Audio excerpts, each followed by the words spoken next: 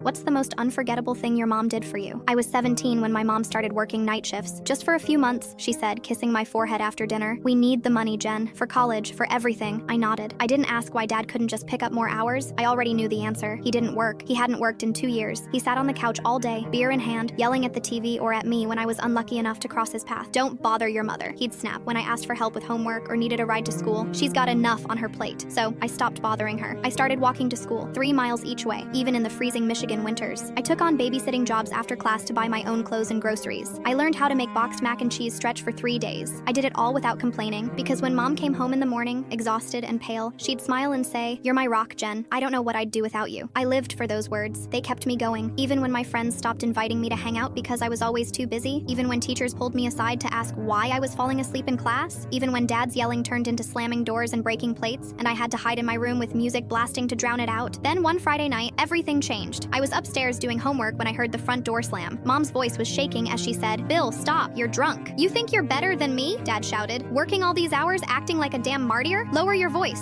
Mom begged. "You'll wake Jen." I crept to the top of the stairs, my heart pounding. "Maybe she should wake up," Dad yelled. "She should know her mother's a—" "Stop," Mom screamed. There was a crash, then silence. I ran down the stairs and found Mom on the floor clutching her arm. Dad was gone. The lamp was shattered. Her face crumpled when she saw me. "I'm so sorry," she whispered. I wanted to call the police, but she begged me not to. "It'll only make things worse," she said, tears streaming down her face. "Please, Jen, just go to bed." So I did. I went to bed and cried into my pillow until my chest ached. I promised myself I'd protect her no matter what. The next morning, she was gone. At first, I thought she'd gone to work early, but when I walked into the kitchen, I found a note on the table. Her handwriting was shaky, like she'd written it in a rush. "Jen, my love, I'm so sorry. I can't do this anymore. I can't keep pretending everything's okay. You deserve better. Better than this house. Better than this life. I know you'll hate me for leaving, but I need you to know this isn't your fault. You are the best thing I've ever done, and I love you more than anything in the world. Be strong, my rock. Love, Mom." I read the note over and over, my hands trembling. I wanted to scream. I wanted to hate her, but all I could feel was this crushing, hollow ache in my chest. Dad came home that night, drunk as usual. He didn't even notice the note. When I asked where Mom was, he shrugged and said, "Probably ran off with some guy. Good riddance." I packed my bags that night. I didn't know where I was going, but I knew I couldn't stay. Now, 5 years later, I still have that note. It's folded up in my wallet, the edges worn soft from years of rereading it. I don't know where Mom is, but I hope she found peace. And I hope she knows I kept her promise. I stayed strong. I became the rock she always believed I was.